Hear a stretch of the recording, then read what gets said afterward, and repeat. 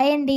మీలో కోడిగుడ్డు, బెండకాయ పులుసు అంటే ఎంతమందికి తెలుసో కామెంట్ సెక్షన్‌లో కామెంట్ చేసేయండి. మరి కోడిగుడ్డు, బెండకాయ పులుసుని ఎటువంటి మసాలాలు వేయకుండా ఎలా చేయాలో ఈ వీడియోలో చూసేద్దాం. ముందుగా ఒక గిన్నెలోకి చిన్న నిమ్మకాయ సైజ్ అంత చింతపండును తీసుకొని నీళ్లు పోసి 10 నిమిషాలు నానబెట్టుకోవాలి. మరొక ప్యాన్‌లోకి 3 టేబుల్ స్పూన్ల వరకు ఆయిల్‌ని వేసి ఆయిల్ హీట్ అయిన తర్వాత పావు టీ స్పూన్ పసుపు, పావు టీ స్పూన్ కారాన్ని వేసి ఉడికించుకున్న గుడ్లను కూడా వేసుకొని ఫ్రై చేసుకొని పక్కన పెట్టుకోవాలి. అదే ఆయిల్లోకి హాఫ్ టేబుల్ స్పూన్ వరకు జీలకర్ర, కట్ చేసుకున్న ఉల్లిపాయ ముక్కలు, పచ్చిమిర్చి ముక్కలు, పావు టీ స్పూన్ పసుపు, రుచికి సరిపడా ఉప్పును కూడా వేసుకొని ఉల్లిపాయలు మగ్గేంత వరకు మగ్గించుకోవాలి. ఉల్లిపాయలు మగ్గిన తర్వాత 2 మీడియం సైజ్ టమాటాలను మెత్తగా గ్రైండ్ చేసుకొని వేసుకోవాలి.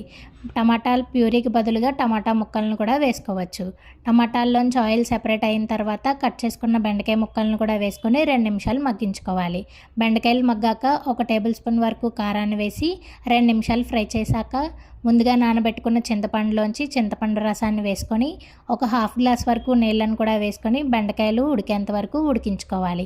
బెండకాయలు ఉడికిన తర్వాత ముందుగా ఫ్రై చేసుకున్న గుడ్లను కూడా వేసుకొని కొంచెం కొత్తిమీరను కూడా వేసుకొని మరొక 2 నిమిషాలు ఉడికించుకుంటే ఎంతో టేస్టీగా ఉండే కోడిగుడ్డు బెండకాయ పులుసు రెడీ.